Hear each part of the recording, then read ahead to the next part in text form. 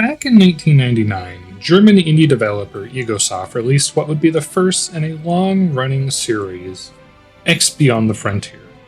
Notable as a spaceship piloting game with some combat, but also a mix of trading and economics. Rolling the clock forward about 20 years, following hot on the success of X3 and the somewhat more controversial X Rebirth, X4 Foundations came to be. A new X3, sleek, modern, and fairly uncompromising. Every journey starts with presentation, so let's start with that right out of the jump gate. In the name of the Grandmother, I welcome you, stranger. Now, despite Egosoft being a relatively smaller indie developer, they are running X4 on a proprietary engine, and graphically the game actually looks pretty good, especially given how complex it is. Ships, stations, and the various static objects look anywhere from totally fine to shockingly good, depending on what kind of lighting and fog effects a particular system may or may not have. There are a few assets from initial release which are a little bit dated, but they did get an uplift later on. So, both the ship and station designs are quite competent, and some of them also evoke some fairly respectable similarities to some classic sci-fi designs. The design languages from faction to faction are unique and recognizable at a glance, and the designs range from just kind of okay to the Queendom of Boron. Meanwhile, on the audio side, the various sound effects are your typical flavor of sci-fi spaceship stuff. Pew-pews and boom-boom.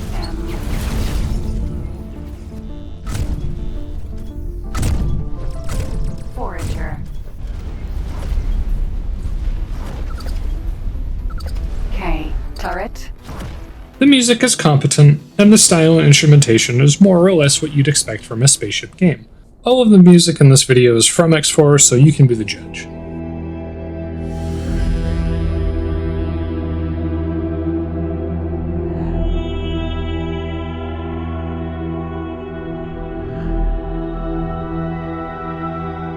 Voice acting, on the other hand, is a bit of a mixed bag, not unlike my own videos. Were you able to contact the rest of the fleet? Negative. Comms are still scrambled. I only have last known locations. It'll have to do. We need to regroup to stand any chance.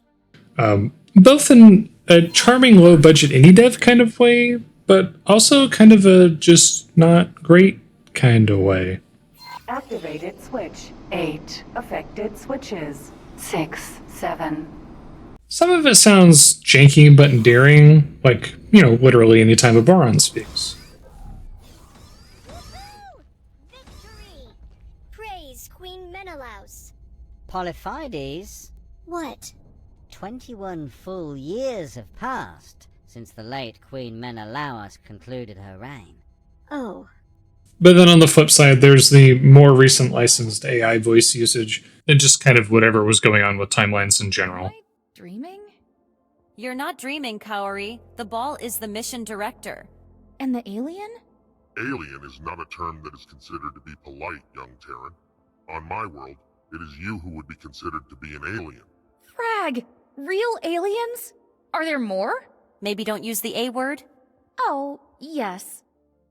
And generally I would call that a deal breaker, but between it being a small indie dev studio and their history of not having the best voice acting just ever, I'll settle for a finger wag with the caveat that the developer at least claims they did license the voices. I don't like them, and they are uniquely bad, but their use is at least very minimal. And following along with that, when it comes to the quest and NPC interactions, the quality isn't exactly some ultra high budget affair. Listening to the NPCs bicker, it's not going to blow your socks off, but it's serviceable. Yet, if we could simply...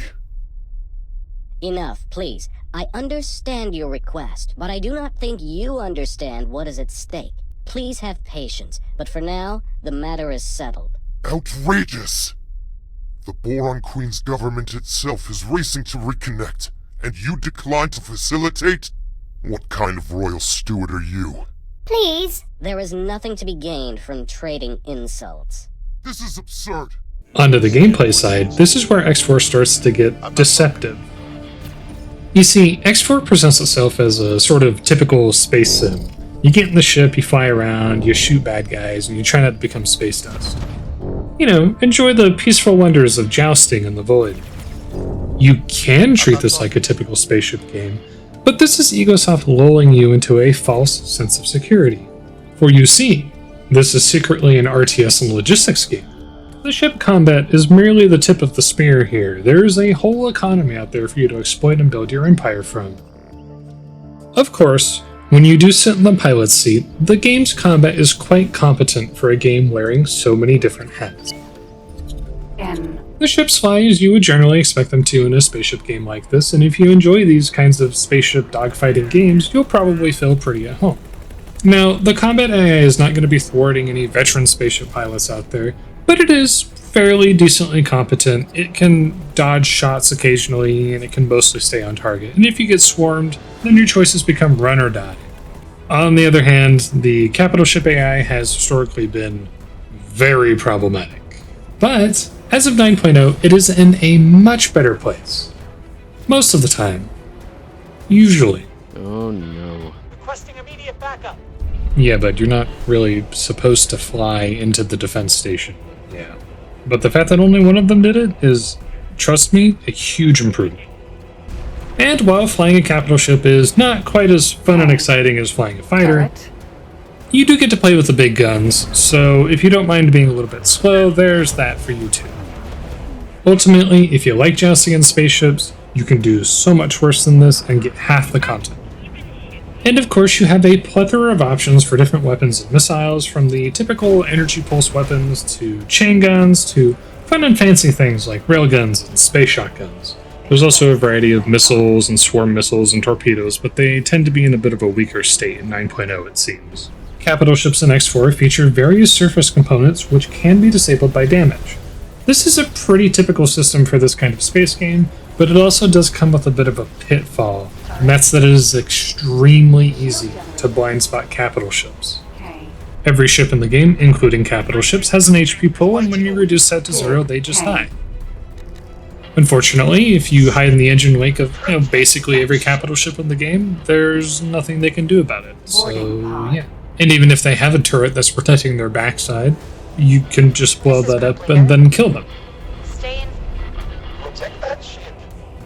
This also happens to make ship boarding notoriously easy, on top of some already cheesy boarding methods which can be exploitatively applied against your allies with little to no consequence. Okay, listen. The Teladi Ministry of Finance don't want you to know this, but capital ships are actually free. You can just board Marines and take them. I've got like 5 Teladi capital ships back home right now. There's basically no reputation penalty. They won't do anything about it. You could just steal them. Now, as is usually the case with games like this, the gameplay and economy can be pretty easy to exploit if you know the right tricks, but it will suck out a lot of the fun, so I do recommend minimizing how much of that you do, at least certainly the first run or two. Pod launched. Moving to target. Well, I guess it's usually easy to exploit. The start of the game is generally pretty simple. You get a ship, you get some plot missions to do, you get dragged around the X universe, meeting all sorts of various factions, and engaging in all kinds of activities like trading and exploration and combat, the usual spaceship stuff.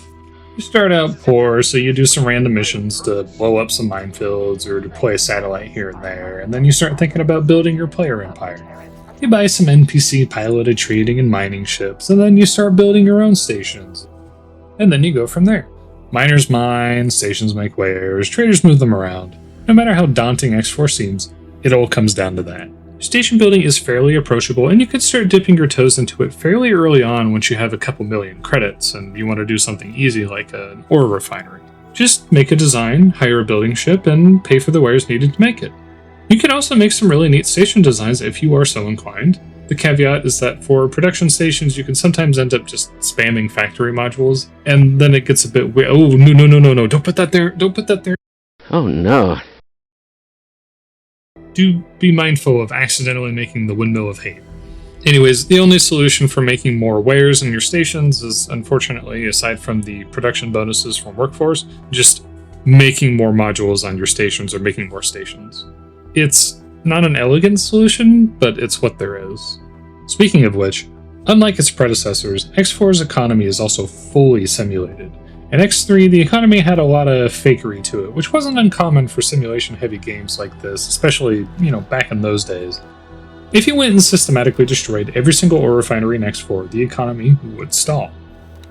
And on Game Start, there's a little bit of randomness to it, and so you'll find that there's actually quite a lot of room for you to fit into the various faction economies and help fill some of the holes that have been left for you. And to assist in your empire building shenanigans, the map screen is a contender for top of its class. Not only is it a massive improvement from previous games, but it's better than what a lot of similar titles offer. It's fully 3D, you can move, pan, rotate as much as you want, it's smooth and seamless. It lets you quickly and easily select and move around ships as will, give them queued orders. It has trade filters, mining filters, it has search bars so that you can search Bioware. You can even use it to quick trade. So it's good, it works extremely well. Though it may seem like I'm joking about it being an RTS game, the map really does function so smoothly that it genuinely can be played that way. In the later parts of the game I sometimes just live in there. As you scale up though, management of your empire becomes a trickier subject. At times, X4 feels like one of those games you sort of come to understand the idiosyncrasies of through trial and error and a bit of frustration. I see X4 players constantly asking for help on why their trader subordinates won't supply stations or the miners won't mine, and so on and so forth. When you have things set up correctly, the miner and trader AI works okay, but it's easy to make simple mistakes like forgetting to build the correct size of dock or having incorrect station settings. Or my personal favorite of putting containerware storage on your station and then forgetting to put solid for the miners. It's easy to overlook things, and then the game won't really correct you on it. Subordinates will just quietly sit there with the dreaded orange, "I can't complete order." At worst, the AI will just break outright and you'll have to scrounge the internet for a fix, hoping to find some 7-year-old thread with answers. It's like dredging Stack Exchange to fix a computer issue. That's just the kind of game X4 is, but it is improving. Overall, the Empire management provides an experience that a lot of people liken to EVE Offline or games like Star Sector. You start from nothing and then you get to build out your own empire with fleets of trading and mining ships and as many stations as you can shove your Claytronics in. The process of scaling up your operations can feel rather satisfying in a way not unlike a more hands-off factory game. The ultimate reward is being able to build your own combat fleets, with fleets of fighters and corvettes taking off from carriers, escorted by lethal destroyers, and logistically supported by auxiliary ships. This is a game where you can essentially have everything the AI has. You just have to work yourself up to it, and it's a bit of a long journey. Unfortunately, when you make the transition from spaceship pilot to independent faction roller, the game also starts to show some of its weaknesses. There is very little in the way of automation for player empire management. You can assign traders and miners to stations, and the station manager will automatically run them, but that's just about it. Every station plot is placed and filled by your hand, every ship is built and equipped by your hand, and ships are assigned to their subordinate roles by your hand. If you want to set up a particular fleet structure, it's by your hand, from scratch, every time. You can save ship equipment templates and station designs, but that's it. So if you want to build a combat fleet, set up carriers with fighter wings and send it to fight, you have to go buy or make the ships yourself. Then you wait for them to finish, and then assign them into your preferred fleet structure, and then tell them where to go. There is a lost ship replacement feature, so at least when some of your ships die, they can be auto-replaced if you can build them yourself. For combat, there are at least various kinds of assignments like defend, intercept, and so on, so at least you don't have to tell them to attack stuff manually every single time, but you do have to give them that assignment in the first place. But at the same time, veteran X4 players, including in some cases the Egosoft developers themselves, will have subordinates for subordinates in order to maximize the way the AI targets things. All of these issues together make player empire expansion a significant chore. Systems are not mechanically unique enough to justify collecting them, resources are effectively infinite. And aside from workforce growth bonuses on populated worlds, there are really no special features for solar systems. So from a mechanical perspective, there's very little differentiating systems from one another. Owning more than one or maybe two sectors of your own with all the resources you need is generally sufficient for pumping out your own fleets and stations. Anything beyond that is not only creeping into roleplay territory, but also requires lots of micromanagement. Taking over the gate network is primarily hours of capital ships slowly blowing up stations, and then a lot of manual logistics, maybe an occasional fleet fight. Meanwhile, the AI just do that. They're the AI, it's automatic. The player doesn't get a go take over this sector button or a build this fleet template button. There's nobody to offload management onto like in Stellaris or Distant Worlds. Every moment of war slices long pieces of time and attention out of your life and gives you very little in return. If anything, every factory you take from your enemy is stripping a part of the game and economy away from the whole universe, which can have a butterfly effect of repercussions. Even killing the one universal opponent faction deprives the universe of a force of destruction that keeps the economy flowing to replace their ships and stations. So, the more of the sandbox you destroy, the less you have to play with. Now, for me, that becomes a bit of a problem, but some people do enjoy that, and they do enjoy the experience of taking over the world or cleansing the Xenon, and that's cool. But for me personally, I find that the endgame is a little bit non-existent in some respects. Pre-1 pilot skills are also a pain for so many reasons. A lot of ship behaviors are locked behind crew skill, and training higher skills basically means waiting an extremely long time. Managing personnel is also pretty clunky and generally just a pain. For my sanity, I really don't want to speak any further of crew except to revel in their demise. I will talk briefly on mods later, but the vast majority of mods for X4 are quality of life changes. Hopefully that cements a little bit of a theme here. In addition to simulating the economy properly, X4 also takes you out of the old school "the player is a spaceship" paradigm from prior X-series games and places you inside of an actual body. Ships and stations have interior areas, so you can now walk around and talk to the various NPCs in person. This is something I'm a bit split on, because aside from some weirdness with cookie-cutter ship parts being shared between the various factions, the interior areas do look nice, and it is kind of interesting to be able to walk around stations. Some of the views are pretty good too. On the other hand, it comes with a necessary increase in game scope and visual fidelity to support there now being an actual player character to walk around as. Every ship needs a bridge or a cockpit, and every landing pad needs to be humanoid accessible, and they also need to be able to mechanically stow ships via an animation. It actually has a massive trickle-down impact on design. Like, here's a medium-sized gunship that's basically half landing pad. Small and medium landing pads are one-size-fits-all, and every ship design, every ship with a landing pad is very obviously and visually affected by these requirements. And the small ships themselves have to be quite large because they have to fit a person in them. Sometimes the humanoid component can be a welcome addition, but since there's no FPS combat, you are restricted to talking to NPCs and sightseeing. That has its charms, but I don't know if it was worth the trouble. Unlike Eve's walking in stations, though, the system is here and it actually works and it's fine. Your player character can also be Boron, so you get to float around in their little aquatic capsule. So disregard everything I said before and write me a script where this is actually awesome. Yeah, that's the good stuff right there. So, was all of the effort worth it for the results? Honestly, yeah. There is a tactileness and immersion to these changes that revitalizes the X series and gives you better awareness and appreciation for your scale and presence in the universe. And it gives you ways to interact with the game that don't involve you piloting every ship that you're on. It was a trade-off to be sure, but I think it was one that was worth making even if a few of the ship designs did suffer as a result. Now, before I get too far into the lore weeds, X4 follows the story of X3 and prior X-series titles. There's a couple important points to know here. There was some ancient precursor race called the Ancients, who made jump gates, and those allow instantaneous travel between solar systems. It's rather aptly known as the Gate Network. At the end of X3, said Gate Network partially shut off, resulting in fragmentation of various factions, and as a result, many of them have a primary faction group and a splinter group. Lots of people suffered during the Gate Network shutdowns, and some major systems are still not accessible to this day.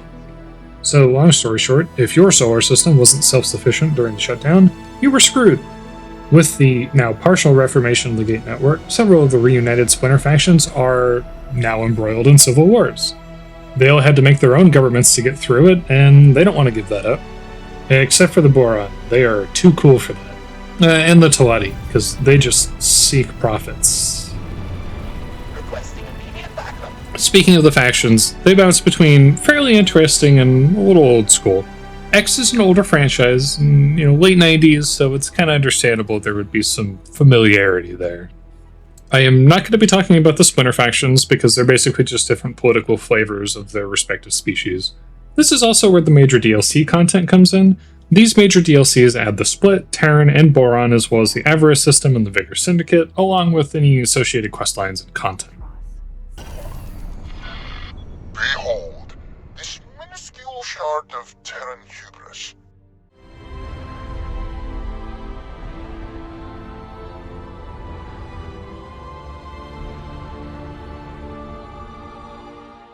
Starting off in familiar territory, the Terrans they're Terrans. They're from our solar system, where Earth is, Terra, Sol, all that. If you want to know where that is, just go outside and then just kind of look up. Anyways, about 1,000 years ago, they developed their own version of the jump gate, and they also made artificial general intelligence to do automated terraforming of the various planets that they then discovered in the jump gate network that they discovered already existed.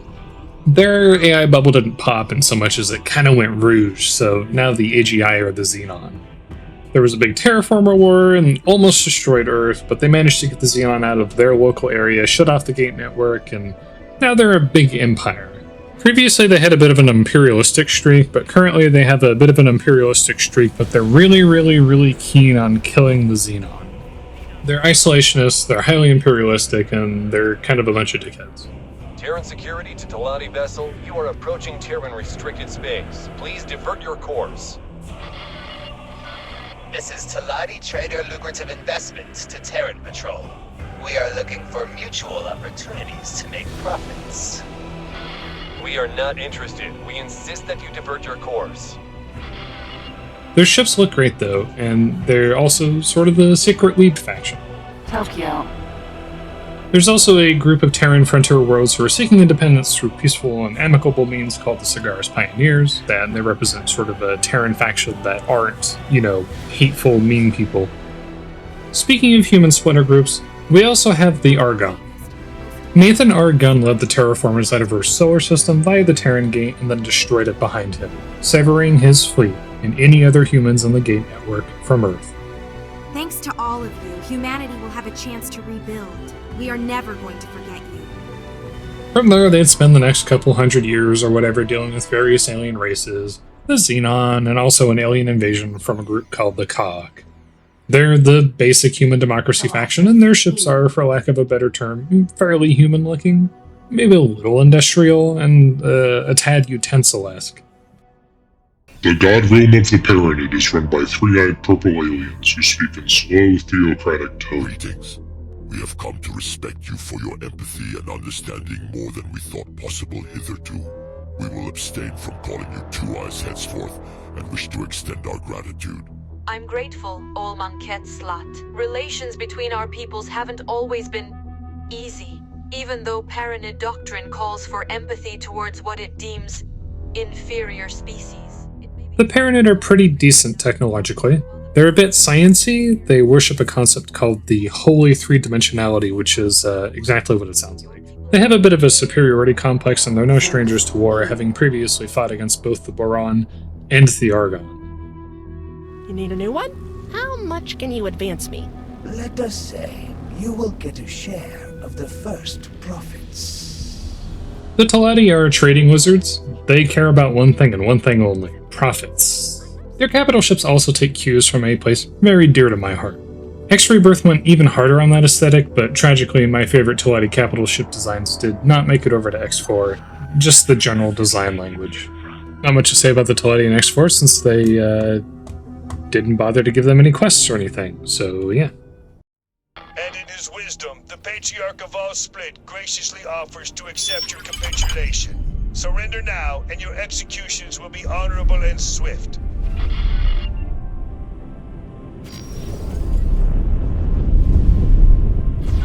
Commander, there's nobody left to surrender. Good. No more useless negotiations. Inform the fleet. All pilots, you have performed as expected. Distraction dealt with. Military campaign against wretched Argon creatures can continue. Patriarch expects True Split to show initiative. And filling the niche of ultra-aggressive but slightly diplomatic aliens are the Split, who are split into the Xyarth Patriarchy, the Court of Curbs, the Free Families, and the Fallen Families. As their names imply, they run a sort of warrior clan society. They're also slavers. They like fast, hard-hitting ships, and have sleek, angular vessels. So they're aggressive alien dickheads, and they don't sound like anyone you know. Renowned friend, I wish you the best of luck. Farewell, dear friend. Greetings, reputable friend. These beautiful and quirky fish people are the Boron. They are the best faction. They're an aquatic species with very advanced technology, and their personalities are somewhere between fun-loving and happy-go-lucky nut job. Take that, you purportedly animated, yet hitherto faceless antagonists. Covering fire for the firebrand, everyone. Their ships are, well, just look at them. Need I say more? They don't have a splinter faction because they dutifully serve their monarch, and their monarch dutifully serves them. Greetings, travelers. Our lives are all just business, and you've made a miscalculation. Now drop your cargo. Aside from those 6 main groups, there are also various pirate factions and a couple other unique groups like the Xenon-friendly Yaki, and pirate syndicates like the Scaleplate Pact or the Ice Mafia Vigor Syndicate. And then of course there's our antagonist factions. The aforementioned Xenon, our rogue Terraformer AGI, are currently on a bit of a bug-like ship design spree, having evolved away from their old Terran design catalog. They take raw resources like ore, silicon, and energy, and they turn it directly into ships and stations. Xenon capitals and Xenon stations can pack quite a serious punch. They are always building fleets and always attacking the other factions to try and take over their sectors, which is something that they actually can succeed at, to be clear. How well the Xenon actually do tends to vary a lot from patch to patch, but also game to game because of the amount of randomness and station placements and such. Right now in 9.0 they seem to really love taking over Hitikva. You can't play as a Xenon, but you can steal and use a couple of their older designs which still have some of the vestigial crew spaces left in them. All that being said, there are some mods that let you enjoy the wonders of Xenon supremacy, but at that point the game genuinely does just become an RTS. Meanwhile, the KHA'AAAAK are a trickier group to discuss. They are, or maybe more accurately were, an insect hive mind of extragalactic invaders who invented jump drives that operate without locking onto jump gates, which is a big deal. In X4, they're mostly here as a sort of remnant group. They'll create small incursion beacons into various systems and harass local miners with their purple laser beams fired from their pyramidal ships, which they'll be doing constantly. And with 9.0 you can now turn their ships into a special scrap that basically acts like a replacement for other trade lanes. Cool. Aside from some existing wars between a couple of factions, the Xenon and KHA'AAAAK exist as enemies to every faction, with the Xenon being an expansionist enemy, and the KHA'AAAAK being more of a light nuisance, really. A couple of the factions, like the Argon and Paranid, start in a state of conflict, while other conflicts can be either started or stopped by doing various questlines. These various wars keep the economy churning, and with the addition of diplomacy in 2025's 8.0 update, you can actually influence interfaction relations and spark or extinguish wars with spies. You can become the war profiteer you have always wanted to be. Seek profits. And while there are some various pirate and miscellaneous factions scattered about here and there aren't truly any civilian factions in X4. Every ship and every station is part of a faction. Traders are not traders, they are Argon high-tech trader, or Boron silicon miner. They're creatures of their faction. There are no civilian trading or mining corporations acting independently of the factions. Every ship and every station is part of the multi-headed hydra of that civilization's space government. If you kill a Terran Protectorate trader, you are directly impacting your relationship with the Terran government.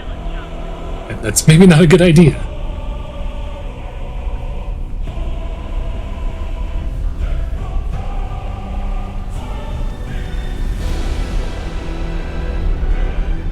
Yeah, in case it wasn't clear, he just wiped out 7 Xenon capitals. Not technically by himself, but I'm not helping compared to what he's doing. And that defense station back there is also going to be next on his list. Alright, so you know the Galactic players, let's talk a little bit about the story missions. Somewhat unlike previous games, X4 isn't as packed with lore-altering story content, probably owing to its more sandboxy nature.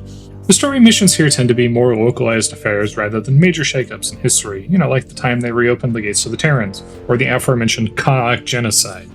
In X4, you have smaller scale stuff like infiltrating a group of cyborg pirates or reconnecting the Boron to the gate network. The biggest aspect of a lot of these quest lines is determining what kinds of wars occur in the galaxy, so if there's a giant Paranid civil war or they all coalesce into a union kind of thing. So it's not unimportant, but what's the canon ending for those? Who knows? Your primary and more tutorial-esque questline gets you in touch with everyone's favorite madfish scientist, Bosota, in a mysterious station which serves as your player headquarters. Goodness me! It worked! I made the jump! Haha! Unbelievable! Unbelievable! Amazing. The PHQ allows you to conduct some research and unlock some new abilities like teleportation, ship modifications, and the ability to steal station blueprints. These quests also run you through various aspects of X4, and it points you towards major quest lines. You also eventually meet Dalvesta, who is basically your personal spy master. Quickly, come in. I cannot be sure, but it seems like we have an intruder. Perhaps some long-dormant entity has awoken inside this facility. Or maybe beings from the parallel realm have found a way through. Sorry to disappoint. It's just little old me. Don't look so shocked. I should be the one who's surprised to see you running this place, of all people. Intruder, would you be so kind as to take 2 steps back so that I can enact the purge protocols? In terms of the quality of the quest lines, I would say the Terran plotline is arguably the most developed and sees you running around to do some clandestine stuff, fight some baddies, and get a few fancy rewards along the way, maybe even spark a war. Tidebreak. You feast for the eyes. Tides of Avarice DLC pits you against some powerful pirates, while you try to wrestle with the fact that suns are deadly lasers, and the Avarice sun markedly more deadly than most. The Avarice system is kind of fun, and the DLC accompanied the introduction of wreck salvaging, but sometimes the AI forgets it needs to dock before the sun tries to destroy everything, which I guess is good because the DLC accompanied the introduction of wreck salvaging.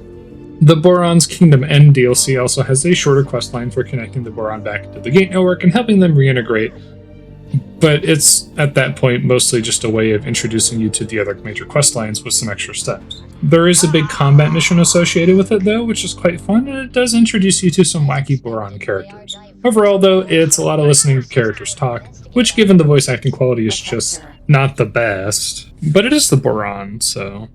The Timelines DLC is worth a special mention. It has a disconnected storyline from the sandbox, so you can just kind of enjoy it at your leisure, and it includes some pivotal moments in the X franchise's history. It also comes with some little mystery and lore implications too.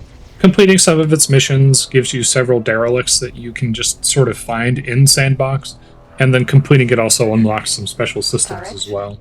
Unfortunately, for every good mission on Timelines, there's like 2 or 3 ones that are kind of dull and copy-pasted.